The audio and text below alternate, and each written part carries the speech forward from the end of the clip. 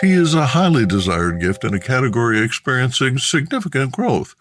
This year, sales of food purchased for gifting are estimated at $42 billion. The category includes teas and tisanes, gourmet coffee, and hot chocolate. The consumer and corporate food gifting market grew from $33.5 billion globally in 2023, according to Fredonia Group, which projects an average annual growth rate of 5.2% through 2028. North Americans spent an estimated $12.25 billion on food gifts in 2023. According to market research, sales in the U.S. and Canada are anticipated to grow at a compound annual growth rate of 6.4% from 2024 to 2034. Package Facts November-December 2023 National Online Consumer Survey found that 59% of U.S. consumers have purchased food gifts for others in the last 12 months, while 65% have bought food gifts for themselves. According to the National Retail Federation, households in the U.S. are projected to spend an average of $641 per person on gifts and $261 on food, decorations, and other seasonal items this year, an increase of $25 compared to the previous year. In the UK, families plan to spend £1,250 per person, that's about $1,600 a 20% decrease from the £2,115 average per person spent in 2023. Recipients consider gourmet foods, including specialty teas, a special indulgence. Conveniently shopped online, attractively packaged, and inexpensive to ship, tea is universally enjoyed as the ideal gift for recipients who, quote, don't need anything, end quote, writes Package Facts. Tea is consumed soon after receiving it and does not contribute to clutter.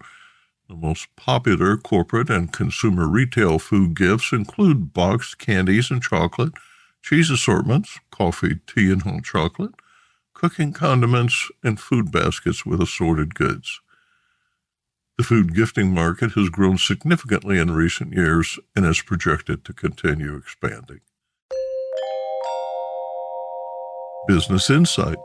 High prices will negatively impact holiday sales globally, but U.S. consumer spending remains resilient, approaching a $1 trillion holiday sales milestone.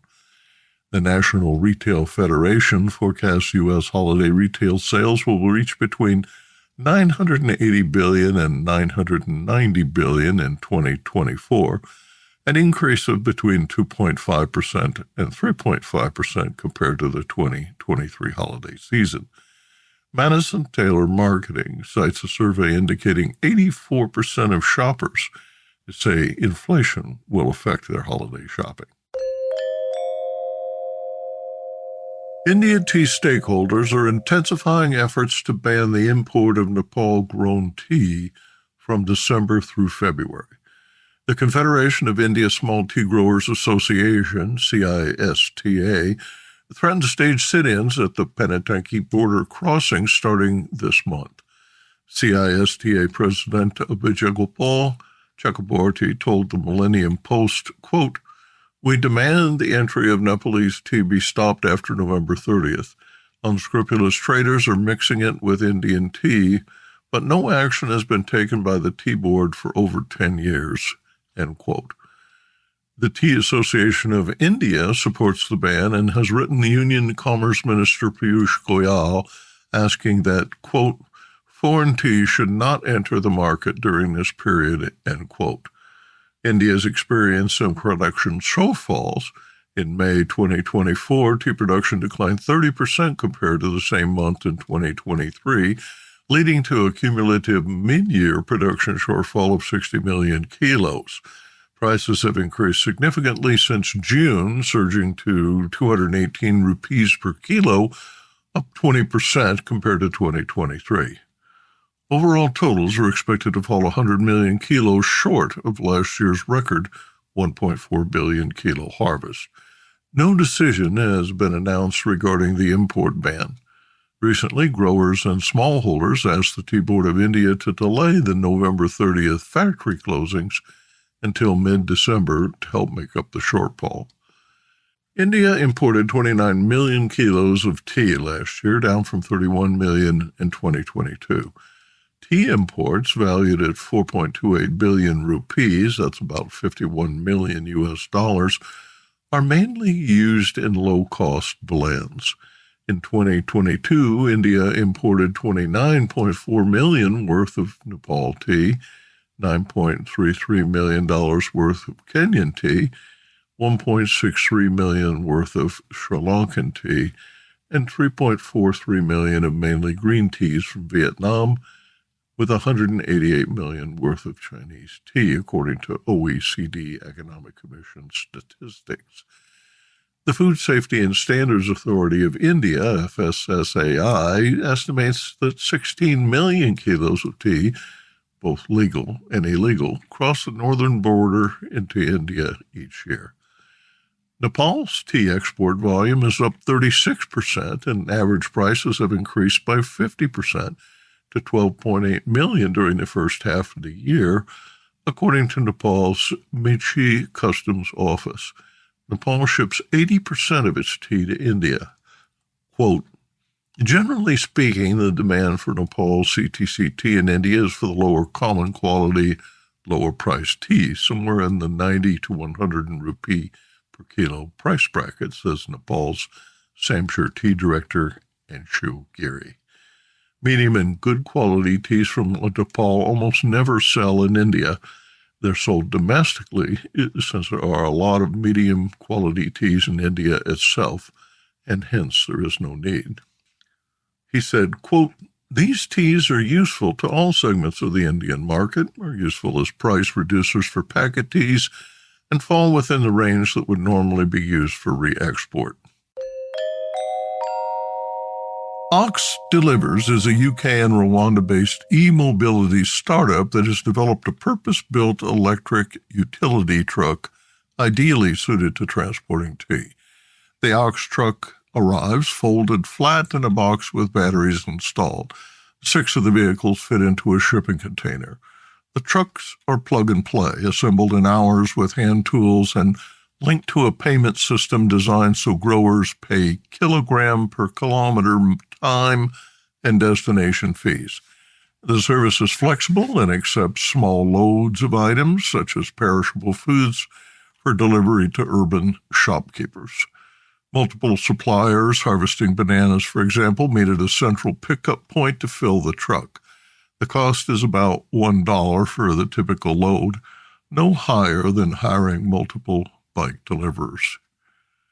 Co-founder and managing director Simon Davis calls Ox the first purpose-designed electric truck for Africa. Quote, every business is built on people and trust, especially logistics, end quote, he told Auto Futures magazine. The service works like this. Customers book delivery by app or phone, and the Ox Plus driver, who also loads and serves as a customer service representative, collects the cargo. The cargo is loaded and transported via an electric Ox truck. Payment is via mobile money on delivery. Trucks return to the pool nightly to be recharged and maintained. Ox is described as Uber for global farmers and currently serves 4,000 customers. There are 3 billion people who do not own a vehicle and never will, says Davis. Quote, we are reimagining how these rural entrepreneurs get their goods to market. This is affordable, reliable, profitable, and carbon zero transportation as a service, end quote, he says. The 3.5 metric ton trucks are designed with sturdy frames and high clearance to accommodate poor road infrastructure in lousy weather. Each has a 2-ton capacity and travels 100 miles between charging stations.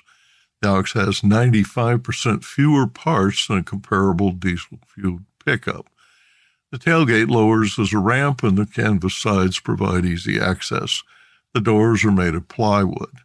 The truck was developed with funding from the Royal Academy of Engineering. The Ox Delivers company was recently awarded a $1.5 million UK Energy Catalyst grant to construct infrastructure for charging in Rwanda. Ox currently operates 30 vehicles, 3 are electric, and the remainder are diesel-powered prototypes being phased out. The company plans to expand its fleet to 100 electric vehicles by the end of 2025.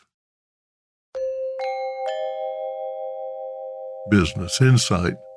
Only 15,000 trucks operate in Rwanda, a landlocked East African country of 13 million that transports large quantities of fish and agricultural products by scooter and bike. The scarcity of trucks, for example, forces fishermen who cannot afford to refrigerate their catch to wait until a vehicle is available. Produced by Audavita Studios. Connect your voice to the world.